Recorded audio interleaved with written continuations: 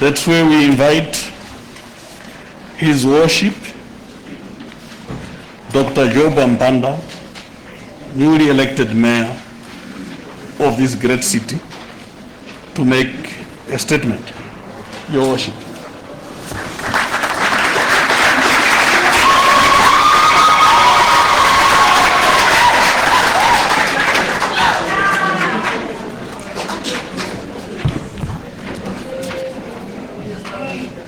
Thank you very much,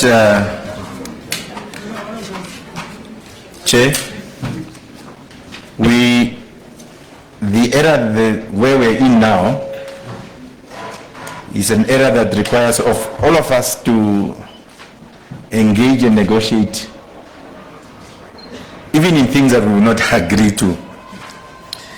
Dr. Itula and Venani just connived and they decided that I must take off the cap. I wouldn't have allowed something like that, but then I was reminded again of the times where we are, where all of us need to somehow find a way to find one another, even in instances where our belief system would be put to a test. Firstly, I just want to thank the people of Namibia for exercising their democratic rights and choosing their representative through a free and fair process without EVMs.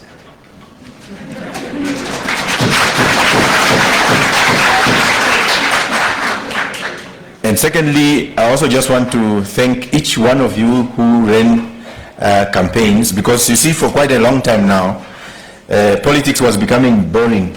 It wasn't fashionable. It's about big rallies and without substance, really. But what you begin to see in these campaigns from all political formations, particularly in those formations where you see many young men and women with talent and energy, you see diverse styles of campaigning. People going to the informal settlement, people going to the churches, people going to the street and inventing new methods. That speaks to the changing times that all of us must be able to embrace. And I must say that it's not just the youth, but also those that are old are realizing that they need to move with the time. So we see a lot of people who are campaigning who are a bit older, but they are understanding that they need indeed to make way for young people, and they start dancing with them, and they start singing with them, and they start celebrating with them. So we want to thank the people of Namibia for a beautiful display of change, obviously after 30 years of political independence. So things needed to change. I want to thank the progressive forces, because today, not only on the 25th, but also today is a defining moment in the history of politics of our country.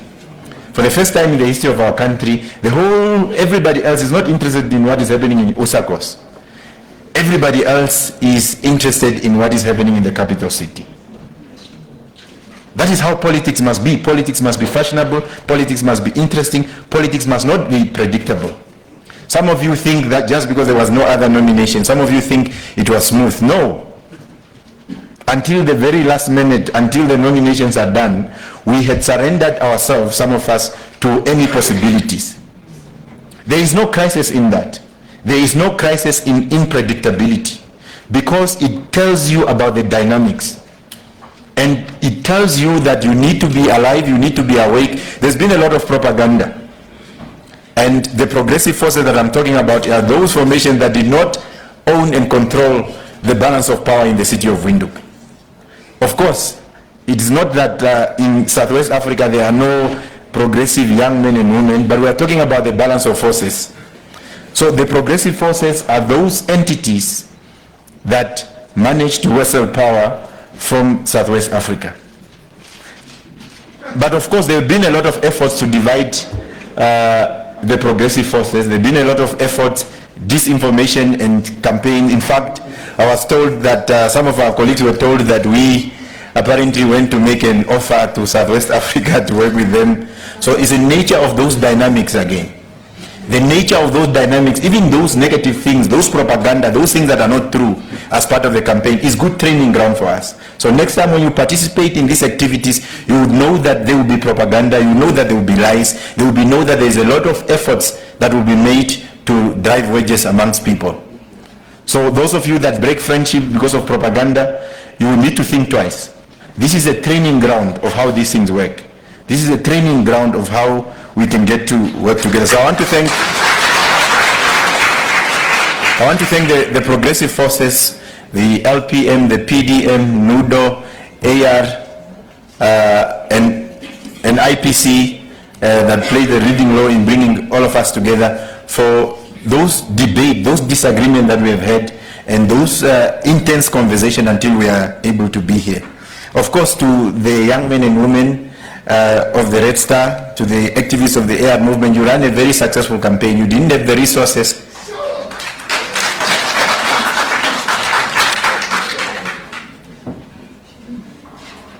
Yeah. So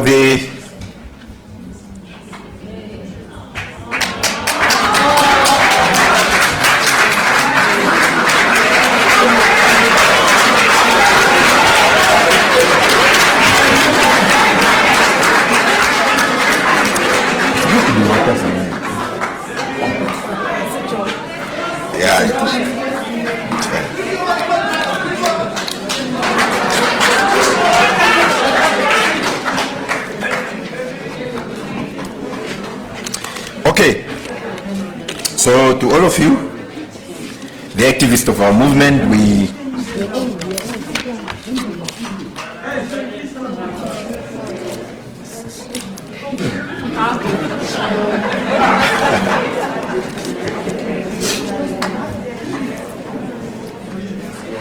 to all of you, the activists of our movement, we are proud of you for the successful campaign that you ran, going to the robots in the morning, waking up, risking being disciplined by some forces, and it has not been easy. I'm apparently under investigation by my employer on instructions of the politician, but that's what happens when we take up this type of battle. Some of you are fired at your workplaces for sacrificing for the movement. Now, there was something that happened earlier. I just need to explain and contextualize.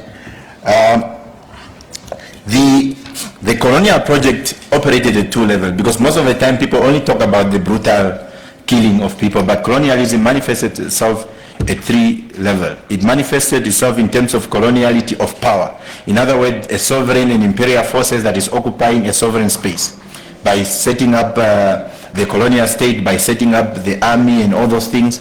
But it also manifested itself in what we call the coloniality of being. How our people start looking at one another, the inferiority complex that had been imposed on our people for quite a long time. So, and it also took place in terms of what we call coloniality of knowledge. What do we know about one another and what we think is important in our society. Although colonialism have ended, it succeeded by what is called coloniality. So in other words, the colonizer may have left, but the coloniality and the legacy of colonialism remains alive in the institutions of the state. It remains alive in how people look at themselves. It also remains alive in the knowledge systems, in our education systems. So how do people look at themselves? People look at themselves that if you are a mayor, you must wear some chain. And I have an ideological problem of wearing the chain. Of course, to some of you, it may be simple and all that. But I'm thinking, why must I wear 5 kg in order to be able to deliver houses? So I've seen some former mayors, when you see them walking around, they are bending, because I imagine that it might be because of that colonial chain. So we will not be wearing that chain. There's a museum that is there, but we're not stopping anybody else. You would understand when we explain further. We're not stopping anybody else who think that wearing a chain would somehow change the dynamics of our society. So I just wanted to explain, to say that there was no disagreement between myself and Mr. Mayumbelo. I was just explaining to him that he's not going to put that thing on my neck and probably create biological and medical things, problems for me. Now, one of the greatest ancestors of the African people, Frantz Fanon, came up with this beautiful analysis of the zone of being and the zone of non-being. The zone of being in any society, particularly in a post-colonial society, there is and there are people who are living in what is called the zone of being, and those that are living in the zone of non-being. People who are living in the zone of being are those whose humanity is recognized, are those who don't stand in the queues, are those whose problems are immediately addressed. People who live in the zone of beings are those people, when potholes are experienced in their neighborhoods, those potholes are indeed sorted out by the municipality even in less than 72 hours. But there are those many people who live in the zone of non-being. Their humanity is not recognized. It is not seen as important. The potholes in their streets, in their communities are permanent. The potholes in their streets and their community, they stay for years. The potholes and all those problems, because their very humanity is not recognized, it is not prioritized. So in the city of Windhoek, we have a majority of our residents that are living in what we are calling in the zone of non-being. One of the immediate tasks that we have, all of us, is to make sure that we no longer have this line of the human, where some are in the zone of being and some that are in the zone of non-being. We are not going to have prioritizing anybody. Everybody else, as a resident of the city, have an equal right. A governor who's sitting behind me here, if she doesn't pay her water, we must be able to cut it off the same way we do it for the ordinary person. But at the same time, if a governor does indeed pay for her water and she needs services, we must still be able to help, because we want to be able to eliminate this line of the human, where some people are in the zone of being and some people are in the zone of non-being. But all of us must ask ourselves several questions, and that are very important. If for a moment you pause and think about our people that are living in the zone of non-being, in that one-bedroom shack, the parents are on the bed and the children are sleeping down there. The real prospect of these children seeing their parents having sex. What happens to these children psychologically? The real prospect of them seeing the father beating the mother in the middle of the night because maybe the mother does not want to give. What happens to these kids psychologically? So whether you are a resident, whether you are a worker, whether you are a counselor, this is a question that must puzzle you. What then happens to our children who are living in the zone of non-being in those informal settlements? We estimate about 100,000 of them. We have 600 workers that the municipality has been refusing to employ. 600 workers that are supposed to be cleaning our street and the city for us to maintain that status of a cleanest city. If we have 600 workers that we are putting on contract, why do we have a tender to wash the buses?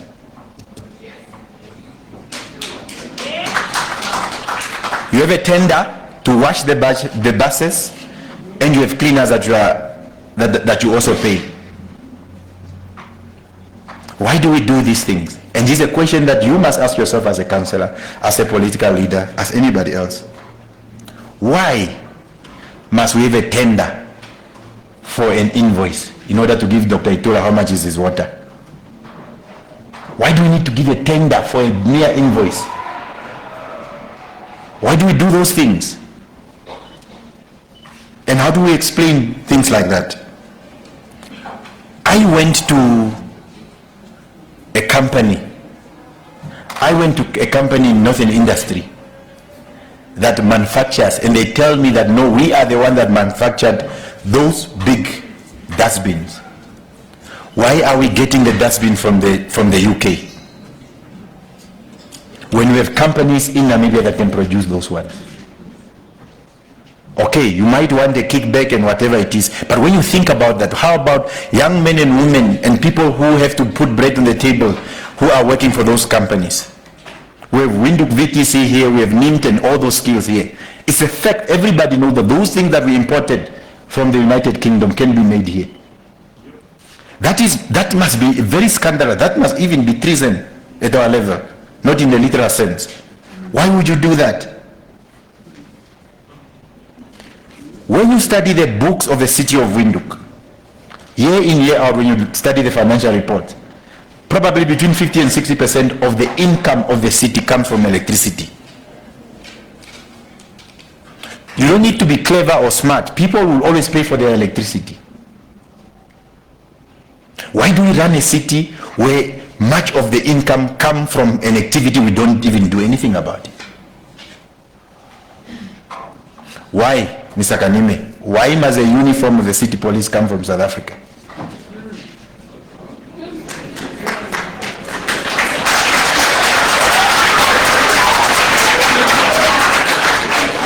And it's not just him, it's all of us. Why must we have a situation every street in Katutura would have somebody that is able to make those dresses? When those 3,000 workers, who most of them formed up Havana and Korea Hub, when they lost their job as a result of a closure of Ramatex, they never went to Singapore, they were here. People who were producing clothes for the US market as part of the AGOA agreement, they didn't go anywhere, they are still here. They've been working in those factories. Why are we getting uniform from South Africa? Yes, you may want to get a cut and whatever it is. But when you do that, you give jobs to the people of South Africa. So those are questions all of us must ask ourselves, not only as councillor, not only as employees, but everybody else. For every professional, technical professional that you find in Namibia, electrical engineer, town planner, and all those things, they are here in the city of Windhoek. But why, when there are those projects, you have to go out on tender and get consulting engineers? Our town planners here, most of them, all they do their private business in the city because they are not kept busy. If we have all those professionals here, why don't we make them available? People in Oshakati, in Congo, or those local authorities where they don't have town planners and all those skills that are required, they go to the private individuals, private companies, in order for them to get those services. They are charged dubiously. They can easily be charged 10 million. Why don't we offer and say, in local authority, in Usakos, you need an engineer, we are going to send you an engineer. They are charging you 10 million, we are only going to charge you as a city of Windhoek 1 million. They are all here. Why don't we make use of them? Why don't we create an entity where all these professionals can be able to do their work? There's a section, I don't know whether it's 58 or 48 of the Local Authority Act. That specific section says local authorities are empowered to establish a housing fund. Listen, we own the land as a city of Windhoek. Now we take money, 50 million, I know the youth will be very angry with me. We take 50 million and we give it to Jazz Festival, whatever the amount of money, for songs and all those things. But why don't we say for 2021, let's sacrifice, let's not have entertainment of a Jazz Festival, but let's take that money and establish a housing fund. That money is not lost, because if you establish a housing fund in terms of the Local Authority Act, you are going to be using that fund either as a revolving loan. Housing finance in our country, even before independence, there were 2 building societies created in terms of a Building Societies Act. Now those 2 building societies, one was Swabo, one was Namibia Building Society. That is why domestic workers in Windhoek could afford housing. That is why teachers in Windhoek could afford housing. That is why receptionists in Windhoek could afford housing. But what did the regime do after independence? The regime realizes that a lot of people are going to building societies. The owners of the banks, working with the corrupt regime, found a formula to kill the building societies.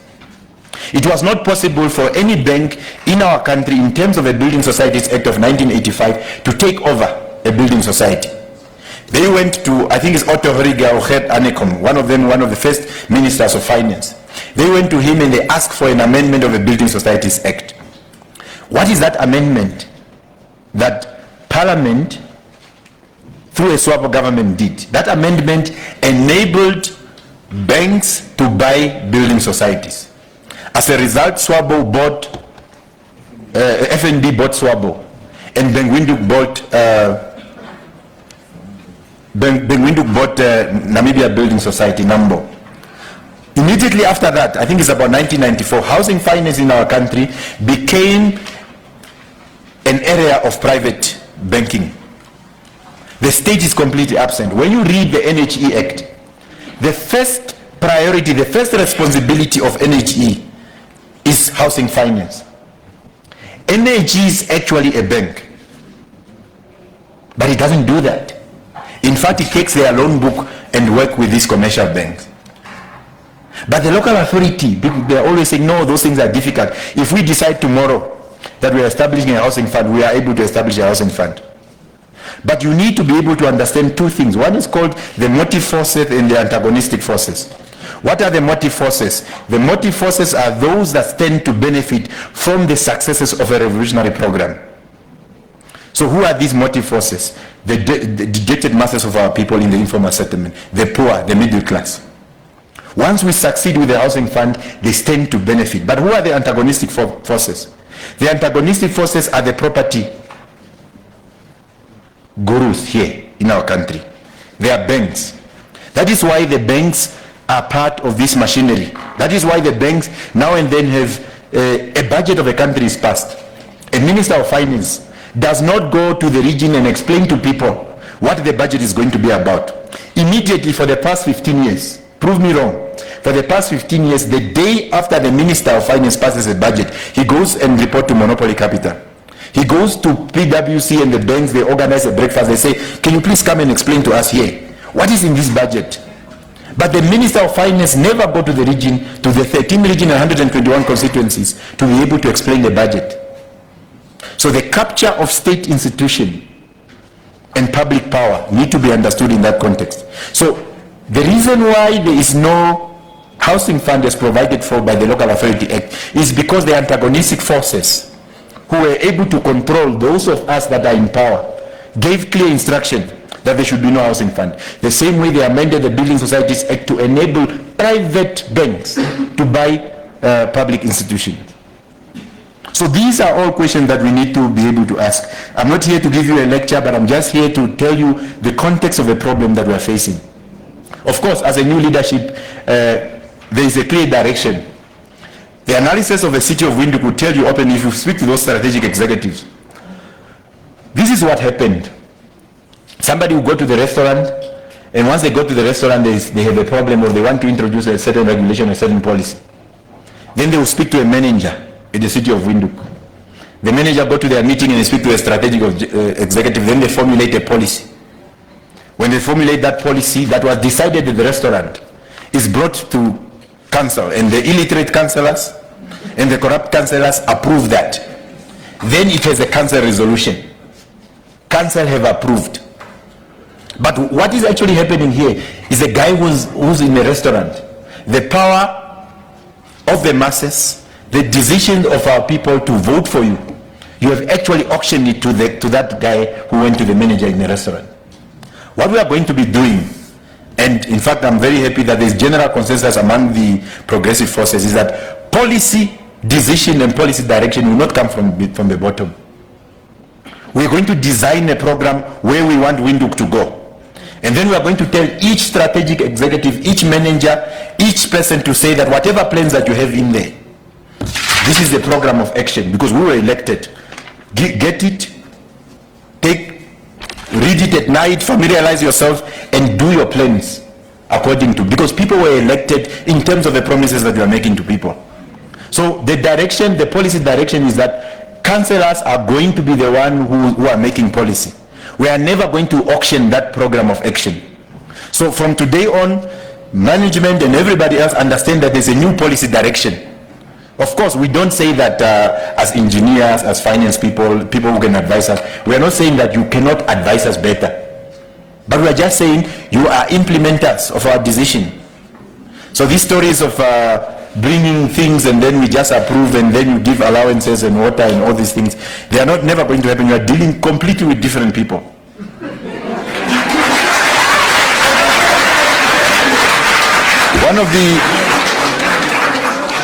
One of the direction that we are also going to be doing, have you ever realized sometimes you are in Windhoek, but there is no relationship between you and the leadership of the city of Windhoek?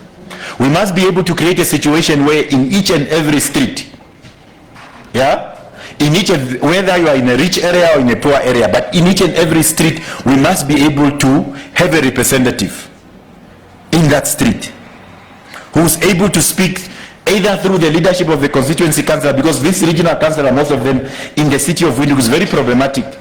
Those regional councillors at the villages are able to distribute drought relief food. But almost everything else that is done here, and which is a dilemma that we must probably be able to solve, is that regional councillors are sometimes unable to do anything because they are within the boundaries of the city of Windhoek. We need to find a working formula. So one of the things that we are going to be proposing is for us to be able, if you have a representative in each and every street, and then the second street and the second street, they are able to congregate somewhere. So that when there's a pipe that is burst or a problem in that, the representative of the street, you in your house, you know that in our street I can call so-and-so. I can call Kwenani, I can call Simon. If you call Simon, Simon knows who to call, and eventually the problem is reported to the city of Windhoek. Now it's more matter if you would see even, I saw something shocking when I was renting in Kleine Coupe. In the middle of the night, a road construction company is busy patching the potholes. So clearly those guys don't want to have any problem when they wake up and they give clear instruction on what should happen. So those things shouldn't happen. If the poor are having a problem, they must be able to reach us as a leadership. They must be able to reach us as a municipality. They must be able to channel their issues through. So we are going to engage in a clear democratization of the city so that every resident here have a channel of communication. If you are in Vanaeda, Ludwigstorp, Umbaja, Jotina, or anything else, we must be able to put up systems. So we probably have to divide ourselves and say, Mr. Ambuda, you are going to be in this area, so that we need to, after a certain period of time, we need to be able to have a clear structure. The only structures that are there are two structures. One is the so-called communities, committees. What SWAPO have done, they had literally taken their structures, sections. I know I used to be part of those things. But what we need to be able to do is that they've taken those structures, their section, and made them committees of the informal settlement. And the rich have this neighborhood watch. You know? So, but we need to democratize space. Everybody else, whether you are a SWAPO member or part of the progressive forces, if as a resident, whether you have a problem, there must be a mechanism of how you can report your problems, and then the city we are able to respond to some of those things. Now, Windhoek is not established because ministers met. Windhoek is established in terms of the Constitution of the Republic of Namibia. The Constitution says that Windhoek shall be the seat of government. Why did the city of Windhoek withdraw from the Association of Local Authority of Namibia? You are the big brother, you are a firstborn. You abandoned course. You abandon Hentisbai, you abandon Bukalo, you abandon Rundu, you abandon Marenta. If there are problems in the Association of Local Authority of Namibia, why don't you take a lead? You have the infrastructure, you have the skills, you have the resources. Why do you withdraw from the responsibility as a capital city? So we are now in a situation where the Association of Local Authority of Namibia is led by some former corrupt councillors in Oshakati. Why are we not providing leadership there? So we need to be able to discuss that aspect of Alan, and maybe we are able to say that we are able to assist Okakarala. The mayor of Okakarala or chairperson of management committee must be able to come to Windhoek and say, this is a problem that we are having. How do you help us as Windhoek? So that we are able to give direction, particularly for the progressive forces. And I know some of you in the progressive forces, there are towns that you are controlling. How does Windhoek and Vavesbai work together? We are here signing agreements with Finland because we want to fly there and sign those twinning agreements. But we withdraw from our responsibility of helping our brothers and sisters, and we go and embrace people from outside.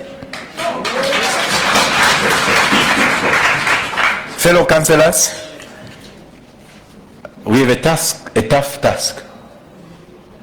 One, there are many people who have been enjoying the patronage of resources. They are going to be working very hard, particularly the progressive force. They are going to be working very hard so that we fail. But to those that expect and hope for us to fail, know that if we are to fail, it is not us as individuals that are going to be failing. It will be the people of Namibia that are going to fail. We must never, at any point, whether we are opponents of one another, hope for a person performing a public duty to fail. Because you are saying, imagine somebody is going to take water to the children and you are hoping that they fall and the water falls also. What will happen to the children to whom the water is supposed to be delivered to? So let's not hope that we are going to fail. So let's hope that 15 of us, it's almost like a small family. I mean, I have family, some people in our families who have 20 kids. So we are only 15. We must be able to work together. We can debate and disagree, but where we need to solve the problem. Because if we are able to solve the housing problem, if you are hoping that the progressive forces fail, you are part of this cancer. History will record, your photo will be on the wall, that the day when the housing situation deteriorated, you were part of that. So when the history of our country is written one day, the question is going to be asked, what did you do? Where were you, daddy or mommy, when things began to get worse? So let's not just think it's about the progressive forces, they have taken over now, let's see what they can do. That's why we're very happy that the president of Southwest Africa also said that if their members are planning to sabotage, he will not be able to support that. So let's not even think around some of those things. So the colleagues in management, from today on, you no longer run the policy direction of the city. Know that your responsibility is management. It is not political leadership, it's not political management. Your responsibility is administration, to administer the city. So if we work together, it's going to be nice. But know that we will not hesitate to fire you. But we will also not hesitate to thank you and reward you and tell everybody in our country that we have the best men and women who are performing their duties. So we need to be able to work together and give a strategic direction. So what we are giving you as management is a clear direction that there is work to be done.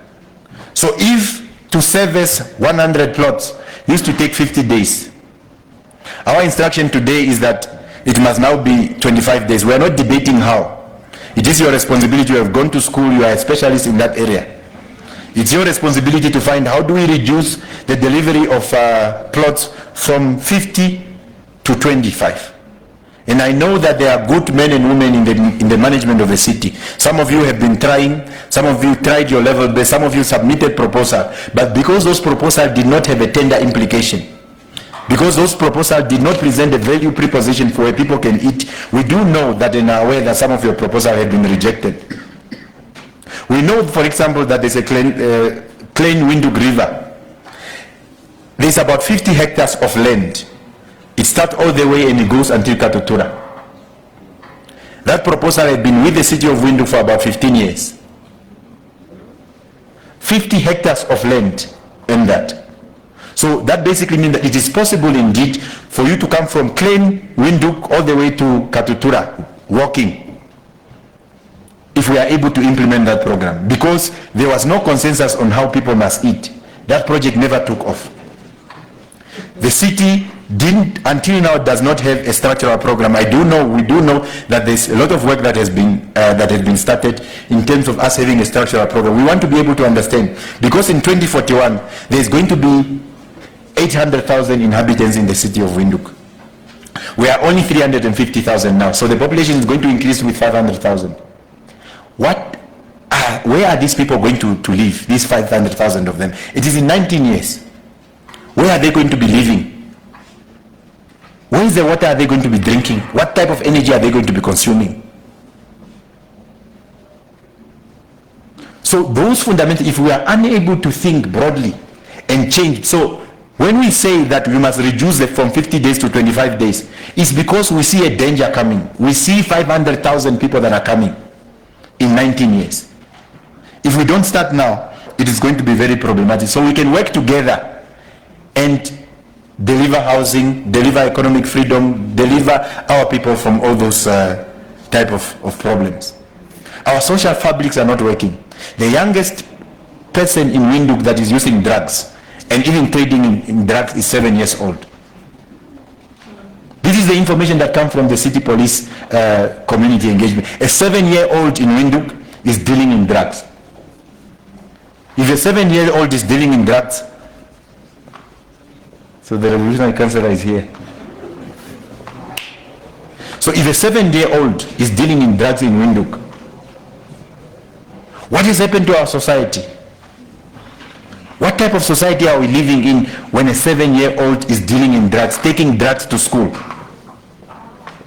So we need to work together. So leave policy direction, we are going to give you direction on what you have to do. So these funny debates about, no, you won't do it and all those things like that, no, it's not going to work. The workers of the city of Windhoek, we know most of you work hard, some of you are demoralized. The future is going to be bright. All of you are going to need sunglasses.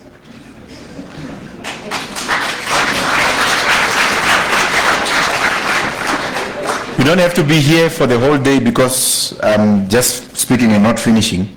So we just wanted to give you a face of what is going to be happening. And I also just want to qualify what is happening when we are calling the progressive forces. Nobody in the city of Windhoek got 50+1. Yeah? So I'm speaking particularly to members of political parties. You might have a policy position in your party that you want to do in the city of Windhoek. But it may not be possible because your policy direction must now be subjected to internal debate and consensus amongst the progressive forces or among the 15 councillors. So bear with us, we're trying to find a working formula. One of the things that we've decided is that this is going to be really a collective leadership. Some of you were praying that we are unable to produce a leadership. Some of you were hoping, this formation will not be able to work together. But we managed to prove them wrong. We managed to prove that we can work together. So there's going to be a variety of leadership. We are going to find a working formula so that tomorrow you don't get used to job as mayor. Yeah? Tomorrow you are going to have a mayor from IPC. Tomorrow you are going to have a mayor from LPN. You are going to have a mayor from PDM, a mayor from NUDO, probably a mayor from Southwest Africa. I'm not sure. But be prepared that there is collective leadership. There is collective leadership, and because of collective leadership, things are going to change. All of us are in charge. All of us are in charge of management committee. All of us are in charge of, mayor, deputy mayor, and things like that. And if your mayor is no longer mayor, they will still be part of the leadership, still giving input in the direction of what has to happen. Maybe this is the best model for the country. Maybe this is the best model for the country so that there's no impunity. You know very well that you only have whatever time that you have. We have a year to be able to deliver whatever things that we need to do. There are certain things that need to be attended to. We have been alerted indeed that towards the end of the year, of the term of the leadership under Southwest Africa, there's a lot of dubious things that have been quickly pushed through, and some of them are irregular, illegal, whatever it is. So one of the immediate tasks of management committee to be able to attend to some of those issues. Because if you steal and then you go to the reverend here and then you go to the reverend's car, then you have left, it doesn't change the fact that you have stolen. We are going to come after some of those things. Some of those things would have to be reversed. We'll have to check what are those things that happen not in line with the law, because people when they are leaving, they quickly just do anything that they want to do. And if you let that precedent stand, so tomorrow when you want to discipline somebody, they are going to say, no, but you also did this to Ivan. Why do you want to do it to me if you didn't do it? So we don't want a bad precedent to be set.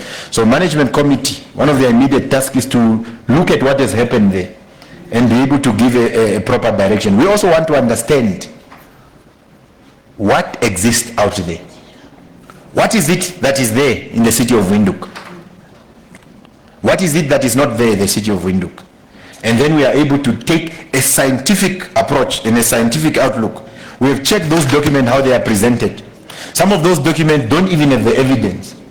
You are given documents, and when you read those council pack, yeah, every councillor of all those 15 councillors, they will expect the evidence. If you say this is an urgent submission, why is it urgent? Is somebody dying?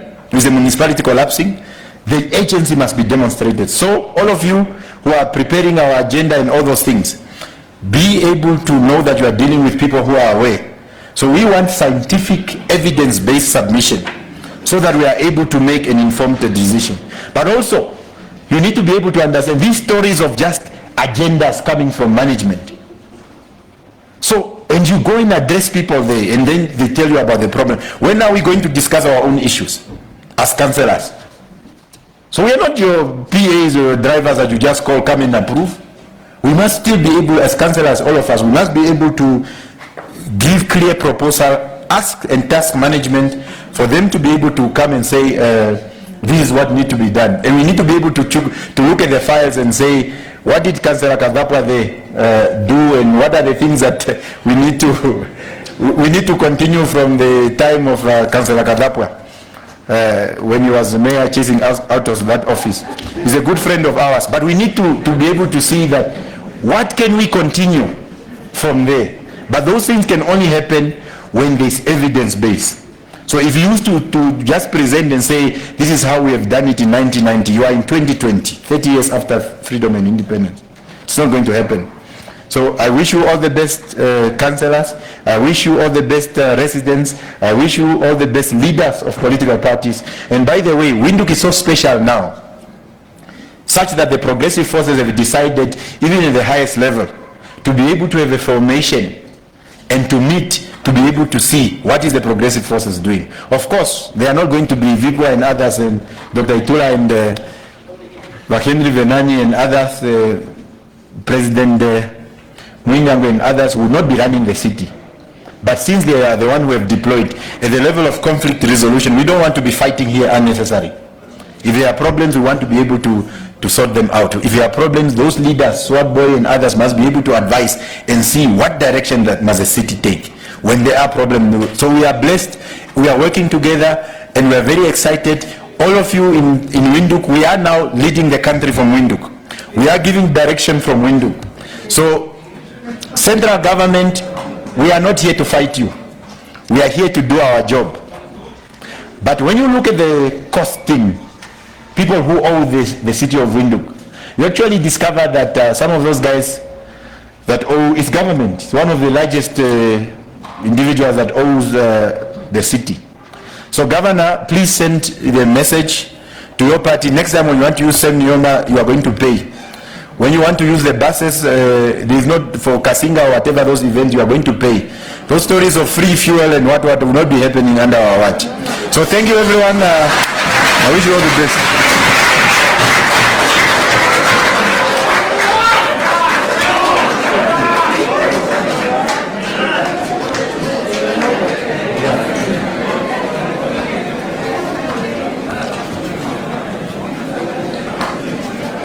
Thank you very much.